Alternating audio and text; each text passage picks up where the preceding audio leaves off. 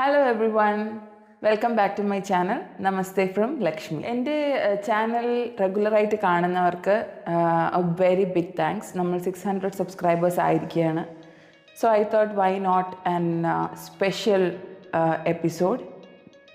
Like നമ്മുടെ എല്ലാവരുടെയും ലൈഫിൽ ആരാണ് നമുക്ക് സ്പെഷ്യൽ? നമ്മുടെ അച്ഛനും അമ്മയും അല്ലേ.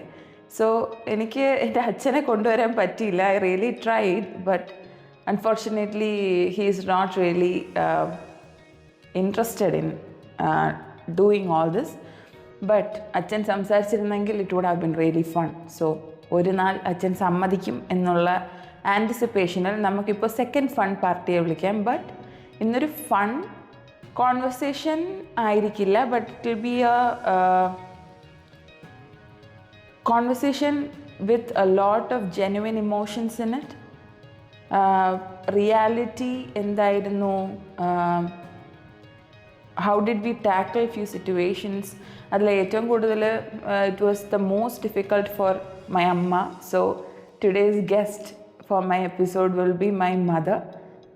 അമ്മയുടെ പേര് പ്രീത എന്നാണ്, പ്രീത സുരേഷ്. ഹലോ. അമ്മ എപ്പോഴും ഇപ്പോൾ ഒരു സൽക്കി മൂഡിലാണ്, ബട്ട് പുള്ളിക്കാരി വളരെ ഫണ്ണായിരുന്നു ഒരു സമയത്ത്. Will come to that. But അമ്മയുടെ ഒരു ചെറിയ ഇൻട്രൊഡക്ഷൻ ഞാൻ പറയണമെങ്കിൽ, അമ്മയ്ക്ക് like she is a home maker right now, but she use to work as a teacher for a really long time until I was 6 years old, and then she chose not to work anymore, so she was a teacher. പിന്നെ അമ്മയും അച്ഛനും are in fact from Trivandrum itself. They are born and bought up in Trivandrum. അപ്പോൾ അമ്മയുടെ like അമ്മയ്ക്ക് 3 സഹോദരങ്ങളാണ്. Okay, അതൊക്കെയാണ് ഒരു ചെറിയ ഇൻഫർമേഷൻ. അമ്മയ്ക്ക് 2 മക്കളാണ്, ഞാനും എൻ്റെ ചേച്ചിയും. സോ ചേച്ചിയുടെ കാര്യങ്ങളിലാണെങ്കിലും, for people who are new to my YouTube channel, please go and watch the first 5 episodes for sure, because my intention or my urge to start the YouTube channel was solely എൻ്റെ ചേച്ചിയുടെ കഥ പറയാനായിരുന്നു.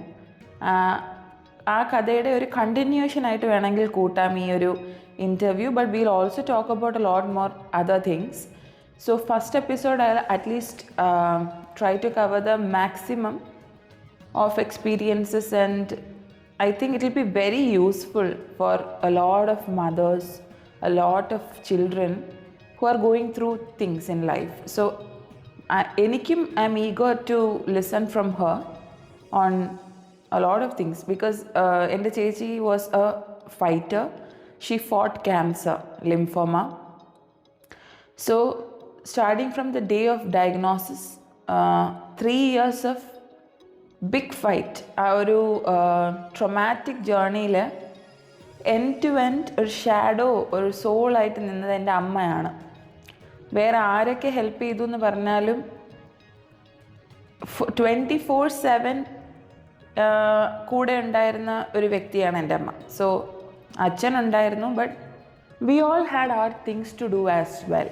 Like ഞങ്ങൾക്ക് എല്ലാവർക്കും ഓരോരോ responsibilities ഉണ്ടായിരുന്നു. But ചേച്ചിക്ക് മകനുണ്ട്, നമുക്ക് എല്ലാവർക്കും റെസ്പോൺസിബിലിറ്റീസ് ഉണ്ടായിരുന്നില്ല. ഇപ്പോൾ ചേച്ചിക്കൊരു മോനുണ്ട്, അപ്പം ഒരു 7-year-old ക്യൂട്ടി പൈ. അപ്പോൾ അവന് ആ സമയം ഫുൾ ടേക്ക് കെയർ ചെയ്തിരുന്ന അച്ഛനാണ്. സോ പാറുവിൻ്റെ, എൻ്റെ ചേച്ചിയുടെ കാര്യങ്ങൾ ഫുൾ നോക്കിയിരുന്നത് എൻ്റെ അമ്മയാണ്.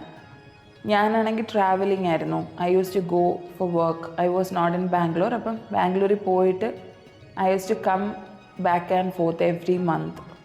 So ഇന്നത്തെ സംസാര വിഷയം, how did my mom survive through this time? Did she really get over it? That is also one question I have for her.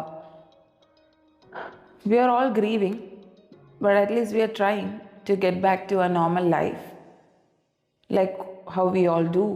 So ഇതിലിപ്പോൾ അമ്മ എന്തൊക്കെയാണ് അമ്മയുടെ മനസ്സിൽ കൂടെ പോകുന്നതൊക്കെയാണ് നമ്മൾ സംസാരിക്കാൻ പോകുന്നത്. So let's come back to the channel and let's get started.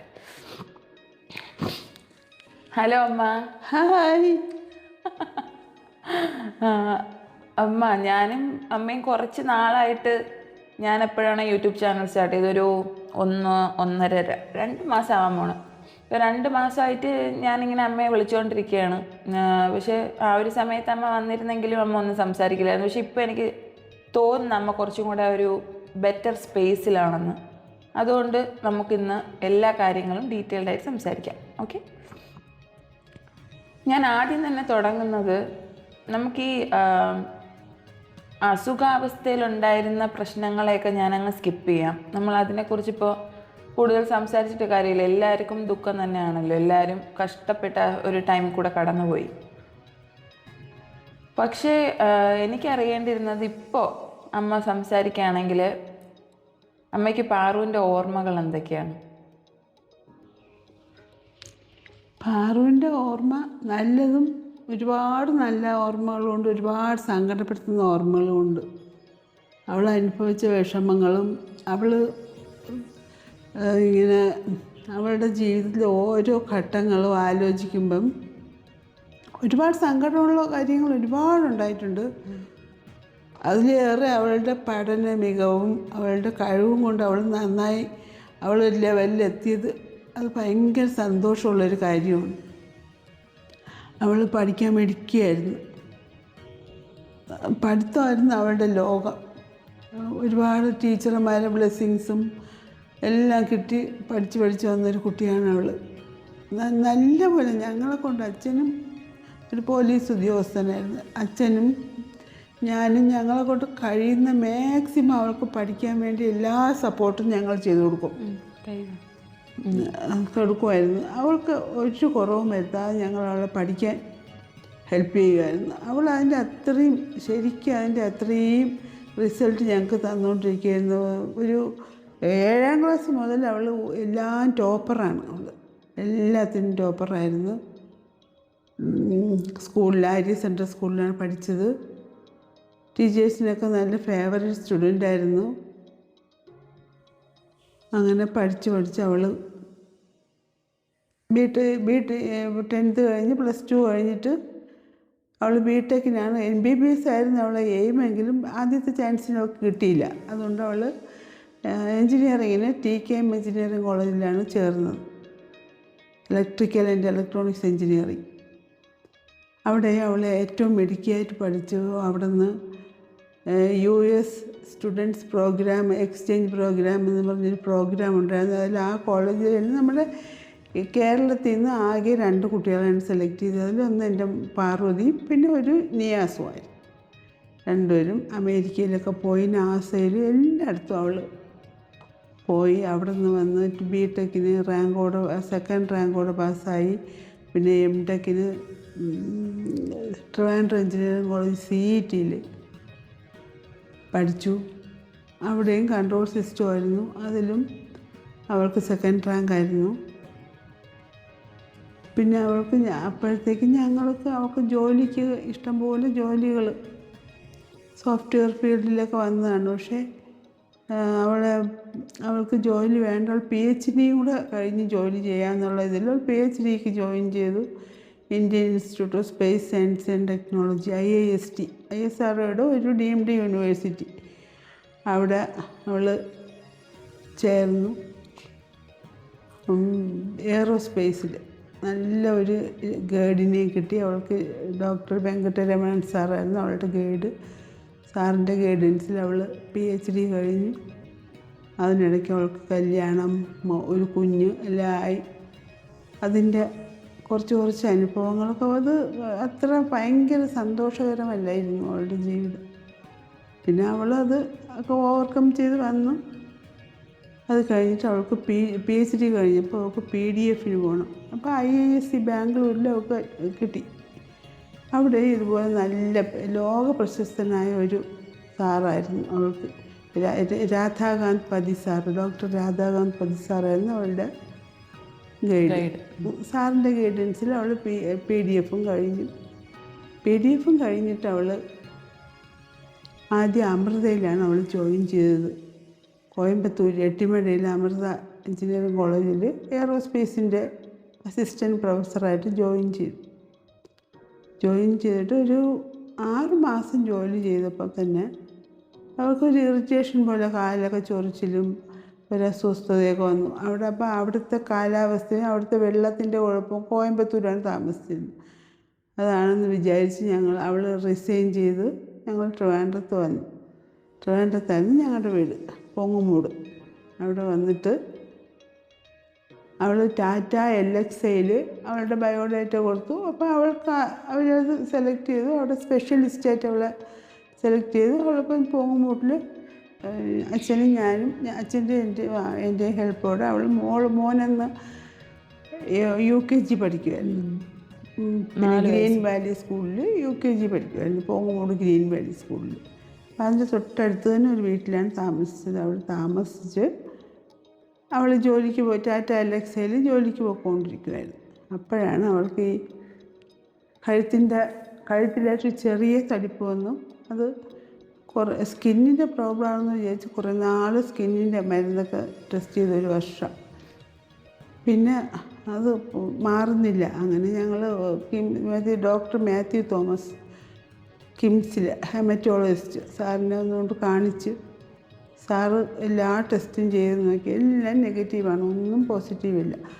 അവസാനം സാറ് രണ്ടും കൽപ്പിച്ച് ഞങ്ങളോട് പറഞ്ഞു, പ്രാർത്ഥിച്ചോളാം, ഞാനൊരു ടെസ്റ്റും കൂടി ചെയ്യാം, അത് പോസിറ്റീവാണെങ്കിൽ നമുക്ക് വിഷമമായിരിക്കും, നെഗറ്റീവ് ആവാൻ വേണ്ടി പ്രാർത്ഥിച്ചോളണം എന്ന് പറഞ്ഞിട്ട് സാറ് ടെസ്റ്റ് ചെയ്യാൻ കൊടുത്തു.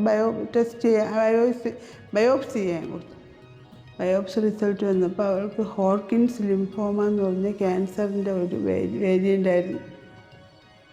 അങ്ങനെ ഞങ്ങളതോടെ എല്ലാം ഡൗണായി. കാരണം ഇത്രയും നല്ല പഠിച്ച് മിടിക്കായിട്ട് ഈ ഒരു ലെവലിലെത്തിയപ്പോൾ അന്നത്തെ ഒരു ദിവസം ഞാനും ട്രിവാൻഡ്രത്തുണ്ടായിരുന്നു. ബേസിക്കലി TB എന്നുള്ള സസ്പീഷനിലാണ് എല്ലാ ടെസ്റ്റും സ്റ്റാർട്ട് ചെയ്തത്. അപ്പോൾ അത് പോസിറ്റീവ് ആവണേന്ന് ഞങ്ങൾ വിചാരിച്ചു. Because if not TB it will become this എന്നുള്ളത് വാസ് ക്വൈറ്റ് ഷുവർ. അപ്പം ഇതിനെക്കുറിച്ചൊക്കെ ഡീറ്റെയിൽഡായിട്ട് ആക്ച്വലി ഞാൻ എൻ്റെ ഫസ്റ്റ് 5 എപ്പിസോഡ്സ് പറഞ്ഞിട്ടുണ്ട്. അതൊക്കെ തന്നെയാണ് അമ്മ ഇപ്പോൾ പറഞ്ഞത്. പക്ഷേ ഓഫ് കോഴ്സ്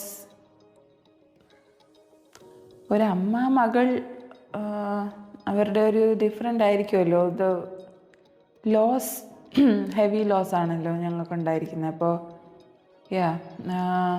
അങ്ങനെ ഡയഗ്നൈസ് ചെയ്ത് കഴിഞ്ഞിട്ടുള്ള 3 years we are not talking about it because RCC, all the cancer hospitals, heavy medicines, the pain, the horrible time, the mental pressure, എന്തായിരുന്നു അത്? Like can't even think about it.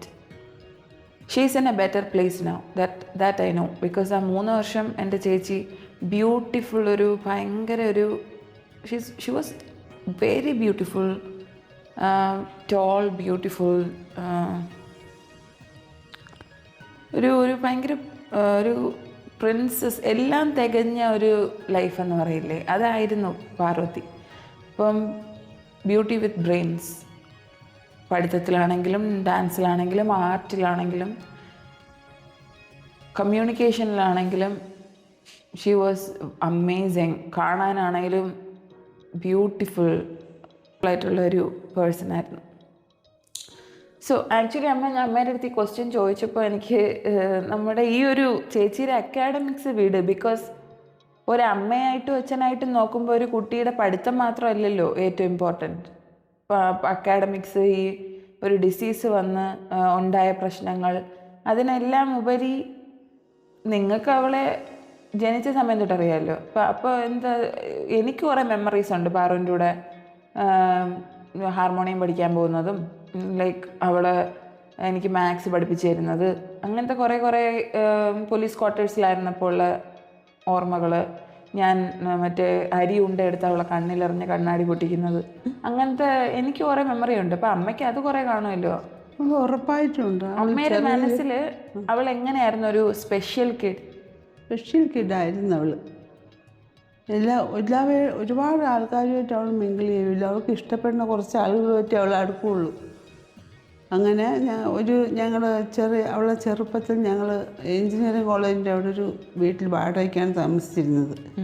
അച്ഛൻ അവിടെ part time ബിടെക്കിന് പഠിച്ചുകൊണ്ടിരിക്കുകയായിരുന്നു. അപ്പോഴേ ഞങ്ങൾ അവിടെ തൊട്ടടുത്തൊരു വീട്ടിൽ വാടകയ്ക്ക് താമസിച്ചപ്പോൾ LKG ഹയർ സെക്കൻഡറി സ്കൂളിൽ പഠിക്കുന്ന സമയത്ത് അവൾക്ക് ഏറ്റവും ഇൻട്രസ്റ്റിംഗ് എന്ന് പറഞ്ഞാൽ ഞങ്ങൾ താമസിക്കുന്നതിൻ്റെ അവിടെ ഭയങ്കര കുന്നും മലയൊക്കെ ഉള്ളൊരു സ്ഥലമായിരുന്നു. കുറച്ച് റിമോട്ടായിട്ടുള്ളൊരു സ്ഥലം. അവിടെയാണ് വീട്.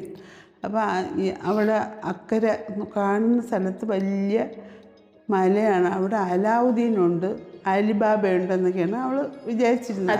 അച്ഛൻ പറഞ്ഞു കൊടുക്കുന്ന കഥകൾ, അലിബാബയുടെ അലാവുദ്ദീൻ്റെയൊക്കെ കഥകൾ കേട്ട് അവൾ അച്ഛൻ്റെ തോളിലിരുന്ന് അവിടെ പോവും. അവിടെ ചെന്ന് അതാണ് അവൾക്ക് ഏറ്റവും ഇഷ്ടം. അവിടെ ചെന്ന് അവിടെയൊക്കെ കറങ്ങി അലിബാബയെ കാണാനും അലാവുദ്ദീനെ കാണാനും പോണതാണ്.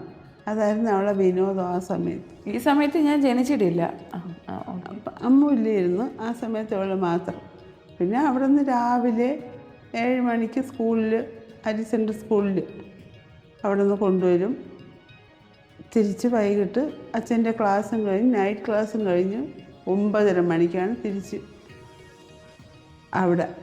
അതുവരെ ഞങ്ങൾ ശ്രീകാര്യത്ത് എൻ്റെ കുടുംബ വീട്ടിൽ ഇരിക്കും, ഞാനും മോളും. അച്ഛൻ ക്ലാസ്സും കഴിഞ്ഞ് ഞങ്ങളെ വിളിച്ചുകൊണ്ട് അവിടെ പോകും. അങ്ങനെ 3ാം ക്ലാസ് വരെ അവിടെ താമസിച്ചു. അപ്പോൾ അവൾക്ക് അവിടെ ഒരു കുട്ടിയുണ്ടായിരുന്നു കൂട്ടുകാർ. പിന്നെ വലിയച്ഛനും വലിയമ്മയൊക്കെ തൊട്ടടുത്തുണ്ടായിരുന്നു. അവരുടെ മക്കളും ഒക്കെ ആയിട്ട് അവൾ കളിച്ച് അപ്പോൾ നല്ല ഹാപ്പി ആയിരുന്നു ആ സമയത്തൊക്കെ. എപ്പോൾ തൊട്ടാ ചേച്ചി ഭയങ്കരമായിട്ട് ഈ എൻ്റെ അറിവിൽ അവൾ ആദ്യമേ അത്ര സ്റ്റുഡിയസ് അല്ലായിരുന്നു. അവൾ 9ാം ക്ലാസ്സൊക്കെ ആയപ്പോഴാണ് ഏറ്റവും ഭയങ്കര ബ്രൈറ്റാണെന്ന് നമുക്ക് മനസ്സിലായത്. അവൾ പഠിച്ച് നല്ല മിടുക്കിയാണെന്ന്. അതുവരെ അവൾ മാർക്ക് വാങ്ങിക്കും, കുറച്ച് വാങ്ങിക്കണമെന്ന് പറഞ്ഞിട്ട് അവൾ ഭയങ്കര നല്ല പഠിക്കുമായിരുന്നു. അവൾക്ക് 10ാം ക്ലാസ്സിലൊക്കെ 96% മാർക്കുണ്ടായിരുന്നു. നമ്മൾ മാർക്കിലോട്ട് കിടക്കണ്ട. ഞാൻ വിത്ത് സർട്ടിഫിക്കറ്റ് എല്ലാം ഒരു വീഡിയോയിൽ പറഞ്ഞിട്ടുണ്ട്. അപ്പോൾ ഞാനത് ലിങ്കിലിടാം, നിങ്ങളത് കണ്ടോളൂ. പ്ലസ് ആര്യസിൻ്റെ സ്കൂളിൽ തന്നെ +1 +2 ഞങ്ങൾ പഠിച്ച് അതിന് നല്ല മികച്ച പാസ്സായി. അത് കഴിഞ്ഞാണ് അവിടെ അവൾക്ക് ടീച്ചേഴ്സിൻ്റെ ഒക്കെ ഭയങ്കര ഇഷ്ടപ്പെട്ട സ്റ്റുഡൻ്റായിരുന്നു. ഒരുപാട് ടീച്ചേഴ്സ് ഭയങ്കര ഇഷ്ടമുള്ളവരുണ്ടായിരുന്നു. ഒരു അണ്ടർസ്റ്റാൻഡിങ് പുതിയതായിട്ട് കാണുന്നവർക്ക് അവൾ സ്റ്റേറ്റ് ടോപ്പറായിരുന്നു ബയോളജിയിൽ, കെമിസ്ട്രിയിൽ. 10th-ലാണെങ്കിലും 12th-ലാണെങ്കിലും. നമ്മളീ പറയുന്ന ഒരു നോർമൽ ബ്രില്യൻറ്റ് ചൈൽഡിനെ കുറിച്ചല്ല പറയുന്നത്. She was quite special. ഒരു എക്സ്ട്രീംലി ബ്രില്യൻ്റ് ആയിട്ടുള്ള, ഫോർ എക്സാമ്പിൾ എൻ്റെ 5th എപ്പിസോഡ് കാണുകയാണെങ്കിൽ നിങ്ങൾക്ക് മനസ്സിലാവും. She was in one of the teams who decided on the trajectory soft launch planning four Mangalyaan mission. അപ്പോൾ ചന്ദ്രയാൻ മിഷൻ്റെയും മംഗൾയാൻ മിഷൻ്റെയും ടീമിൽ പാർട്ടായിരുന്നു പാർവതി. അപ്പോൾ അവളുടെ journey is quite a journey. ഇപ്പോൾ we are talking about a big loss. കൂട്ടുകാരും കുറവായിരുന്നു. ആദ്യം ഒരു ലക്ഷ്മി ആറായിരുന്നു അവളുടെ കൂട്ട് ചെറിയ ക്ലാസ്സിൽ. അത് കഴിഞ്ഞ് ഏമി, അഭിരാമി ഇവർ രണ്ടുപേരുമാണ് ഇവളുടെ കൂട്ടുകാർ. ഏമി ഡോക്ടറാണ്, അഭിരാമി ഇപ്പോൾ എഞ്ചിനീയറാണ്, L&Tയിലെ എഞ്ചിനീയറാണ്. ഇതാണ് അവരുടെ ലോകം. ഈ 3 പേരും അവർ ഭയങ്കര കൂട്ടുകാരായി ഇപ്പോഴും. അവസാനം വരെ അവളുടെ കൂട്ടുകാരാണ് ഈ 2, ഏമി, അഭിരാമി.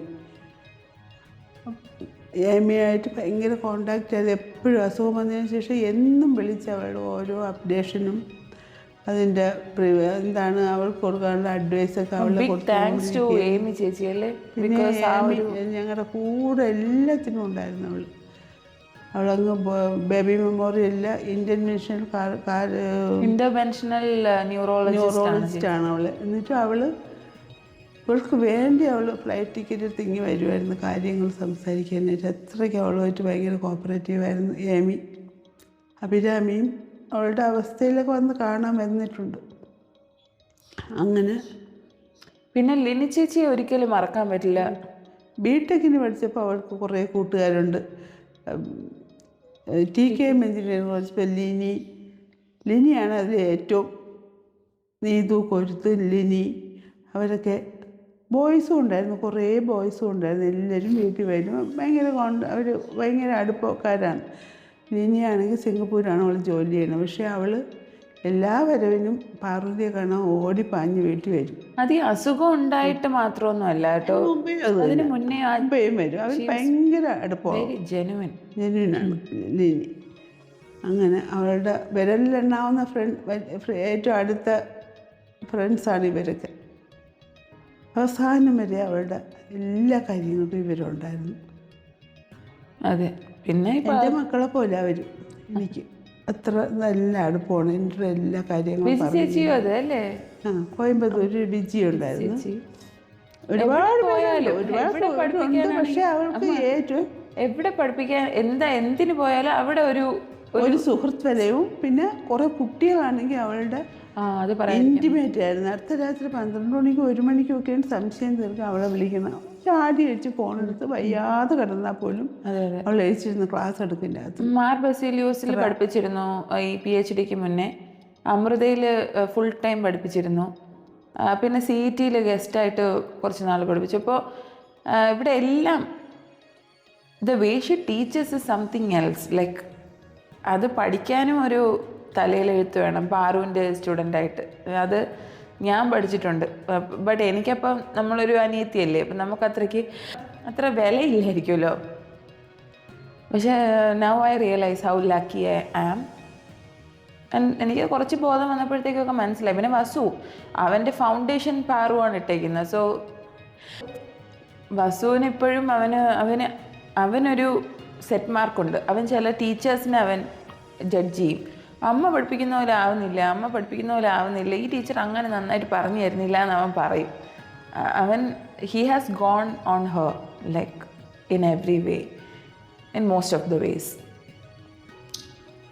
അങ്ങനെ ഇപ്പോൾ എവിടെ പോയാലും അമ്മ പറഞ്ഞ പോലെ ഒരു ഭയങ്കര ഇൻറ്റിമേറ്റ് ആയിട്ടൊരു TKM പോയപ്പോൾ പ്രിൻസിപ്പാൾ സാർ സിയാവുദ്ദീൻ സാറായിരുന്നു. സാറിൻ്റെ മോളും പാർവതിയുടെ ക്ലാസ്സിലായിരുന്നു. സാറിനാണെങ്കിൽ ആ മോളെ പോലെയായിരുന്നു പാർവതി. അത്രയ്ക്ക് ഇഷ്ടപ്പെട്ട ഒരു സ്റ്റുഡൻ്റായിരുന്നു. സാറാണ് അവളെ ഒരുപാട് കാര്യങ്ങൾ അവൾക്ക് വേണ്ടി നല്ല അഡ്വക്കേറ്റ് ഫോർ ഹർ. ലൈക്ക് എല്ലാ കുട്ടികളും പഠിക്കുമല്ലോ ഒബ്വിയസ്ലി. TKMൽ പാറു പഠിക്കുമ്പോഴും എല്ലാ ബ്രാഞ്ചസിലും പാറുവിനെ പോലെ പഠിക്കുന്ന കുട്ടികളുണ്ട്, പാറുവിനെ കാട്ടിയും പഠിക്കുന്ന കുട്ടികളുണ്ടല്ലോ. പക്ഷേ സാറിന് പാറുവിനോടൊരു ഭയങ്കര ഇഷ്ടമായിരുന്നു. നമുക്കൊരു മെൻറ്റോർ വേണമല്ലോ എവിടെയാണെങ്കിലും, to give us that extra push. അങ്ങനെ ഒരാളായിരുന്നു സിയാവുദ്ദീൻ സാർ. സാറിനാണെങ്കിൽ അവളുടെ സന്തോഷങ്ങളും PhD PDF എന്ന് എടുത്തപ്പോൾ അതിന് മുമ്പ് സാറ് മരിച്ചുപോയി അറ്റാക്കായിട്ട്. അതൊന്നും ആ സന്തോഷങ്ങളൊന്നും സാറിന് കാണാൻ പറ്റില്ല. പക്ഷെ ഷെറിൻ അറിയുന്നുണ്ടായിരുന്നു. ഷെറിൻ എപ്പോഴൊക്കെ അവളോട് പറയുമായിരുന്നു, സാറുണ്ടായിരുന്നെങ്കിൽ സാർ ഒരുപാട് സന്തോഷിക്കുമായിരുന്നു. അവൾ പഠിച്ച അതേ TKM എഞ്ചിനീയറിംഗ് കോളേജിൽ തന്നെ അവൾ അസിസ്റ്റൻറ്റ് പ്രൊഫസറായിട്ട് PSCന്ന് ജോയിൻ ചെയ്തത്. അപ്പോൾ ജോയിൻ ചെയ്ത സമയത്തും അവളെ പഠിപ്പിച്ച ടീച്ചേഴ്സ് ഉണ്ടായിരുന്നു. അവർക്കൊക്കെ എന്തൊരു സന്തോഷമായിരുന്നു. ഷീബ മിസ്സ്, സാറാമ്മ മിസ്സ്, അവർ അന്ന് ഞാൻ പാറുവിൻ്റെ ഈ കാര്യങ്ങൾ നടക്കുമ്പോഴൊക്കെ അവളെ കീമോ എടുക്കുന്നുണ്ട്. She's going through the treatment. ഭയങ്കര സ്ട്രോങ് ഫൈറ്ററായിരുന്നു. ഒരിടത്തും തളർന്നു കൊടുക്കുക. അവസാന നിമിഷം വരെയും നടക്കും. She was in her census. നടന്ന് സംസാരിച്ച് പാട്ടുപാടി ഭയങ്കര എനർജറ്റിക് ആയിട്ടുള്ള ഒരു പേഴ്സൺ ആയിരുന്നു. അപ്പം ഞാനും പാറുവും കൂടെയാണ്, അച്ഛൻ കൊണ്ടുപോകും TKM കോളേജിൽ റിസീവിങ് ലെറ്റർ വാങ്ങിക്കാനാണെങ്കിലും അപ്പോയിൻമെൻ്റ് എടുക്കാനാണെങ്കിലും ഞാനും കൂടെ അക്കോമ്പനി ചെയ്യും. അവൾക്ക് എപ്പോഴും അവസാനമാകുമ്പോൾ ആരെങ്കിലും കൂടെ ഉള്ളത് ഭയങ്കര. ആദ്യമൊക്കെ ആരും കൂടെ വേണ്ട, ഞാൻ എല്ലാം തന്നെ ചെയ്യും എന്നുള്ളൊരു മൈൻഡിലുണ്ടായിരുന്നവളായിരുന്നു. ബട്ട് സിറ്റുവേഷൻ കാരണം അവൾ പിന്നെ ഭയങ്കര ഡിപ്പെൻഡൻ്റ് ആയിരുന്നു. അപ്പം എല്ലാ കാര്യങ്ങളിലും അവൾക്കൊരു ഫൺ പാർട്ട്ണർ. അമ്മ അവളുടെ ഫുൾ ഇമോഷണൽ പാർട്ട്ണർ, അച്ഛൻ care giver for the son. ആ ഒരു റോൾ ഭയങ്കര ഡിസ്റ്റിങ്ക്വിഷ്ഡ് ആയിരുന്നു. ഇപ്പം ഞാനും അവളും കൂടെ കൊല്ലത്ത് പോയപ്പോഴാണെങ്കിലും ഈ ഇലക്ട്രിക്കൽ ഡിപ്പാർട്ട്മെൻറ്റിൽ ചെന്നപ്പോഴത്തേക്കും അവിടുത്തെ HOD അടക്കം എല്ലാവരും, ഞാനന്ന് പ്രൗഡായിപ്പോയി. ബിക്കോസ് അന്ന് ഇത്രയും എക്സ്പീരിയൻസ്ഡ് ആയിട്ടുള്ള ഒരു കോളേജ്, ഇത്രയും ലെഗസി ഉള്ള ഒരു കോളേജിൽ ഗവൺമെൻറ് പ്രൊഫസറായിട്ട് ഇൻചാർജ് എടുക്കാൻ പോയപ്പോൾ അവിടുത്തെ HOD മാം എന്നോട് പറഞ്ഞതാണ്, അമ്മ ഈ ഡിപ്പാർട്ട്മെൻറ്റിലെ ആദ്യത്തെ PDF ഹോൾഡറാണ് പാർവതി എന്ന്. ഇവിടുത്തെ ആദ്യത്തെ പോസ്റ്റ് ഡോക്ടറൽ ഫെലോഷിപ്പുള്ള ആളാണ് പാർവതി. അപ്പോൾ പാർവതി ഈ കോളേജിൽ പ്രൊഫസറായിട്ട് കിട്ടുന്നത് ഞങ്ങളുടെ സ്റ്റുഡൻസിൻ്റെ ലക്കാണ്.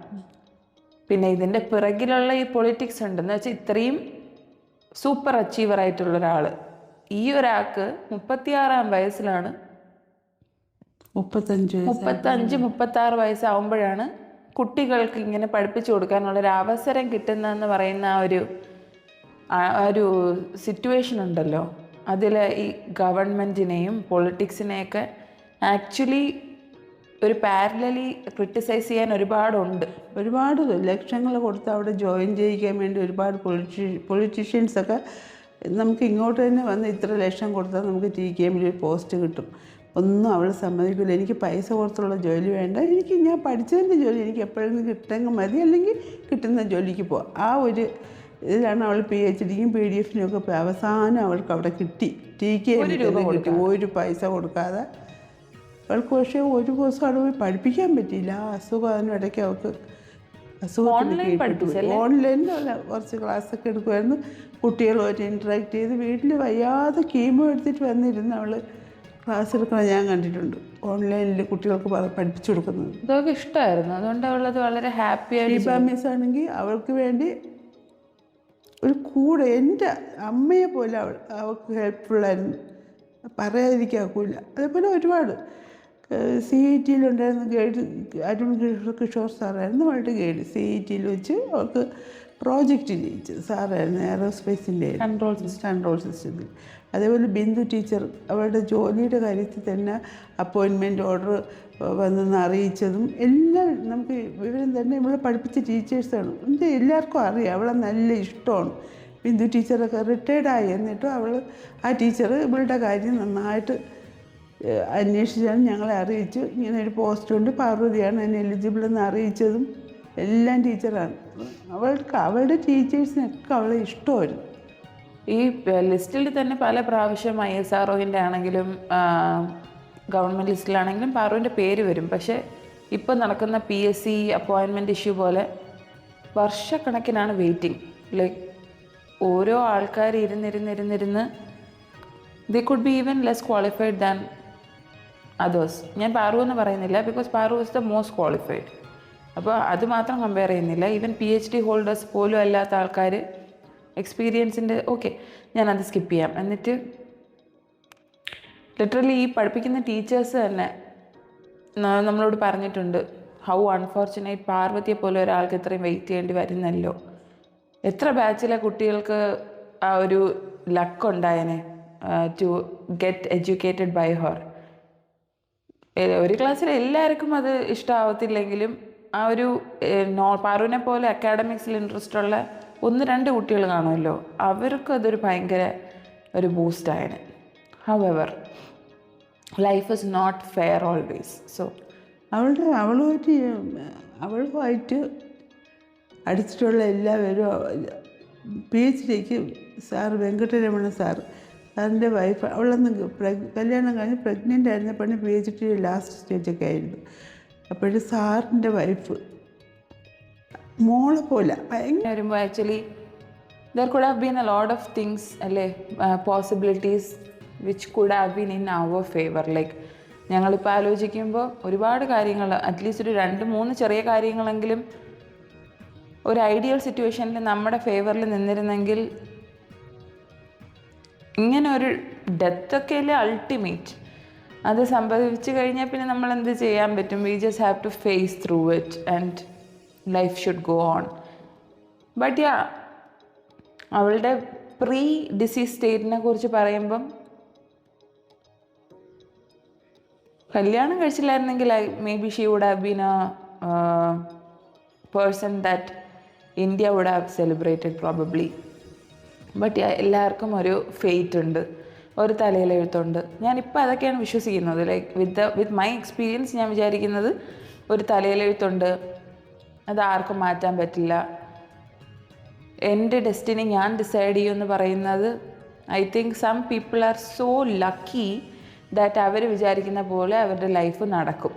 But not everybody gets that. എൻ്റെ ഒരു അഭിപ്രായത്തിൽ 3 കാറ്റഗറിയാണുള്ളത്. ഒന്ന്, അവർ വിചാരിക്കുന്ന പോലെ ലൈഫ് പോവും. That's a very lucky category. And അവർക്ക് if they have the privilege of money, പൈസയുടെ വെൽത്തിൻ്റെ പ്രിവിലേജും കൂടെ ഉണ്ടെങ്കിൽ they can navigate to whatever direction they want. That's one.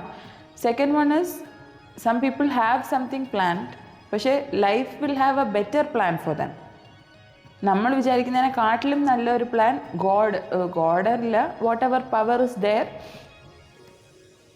ആ ഒരു പവർ നമുക്ക് വേണ്ടി വിചാരിച്ചിട്ടുണ്ടാകും. ലൈക്ക് ഡെസ്റ്റിനി ഒരു വേറെ നല്ല മികച്ച ഒരു പ്ലാൻ ഉണ്ടാവാം.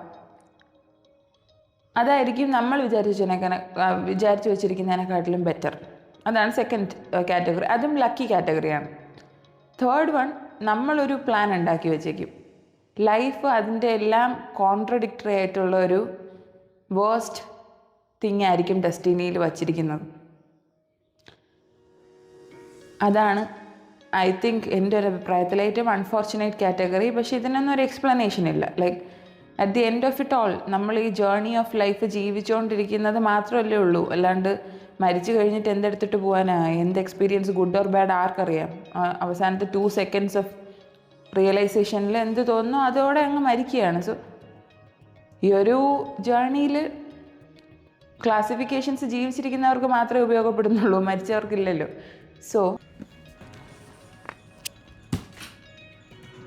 So the second episode will continue soon. Stay tuned. Bye.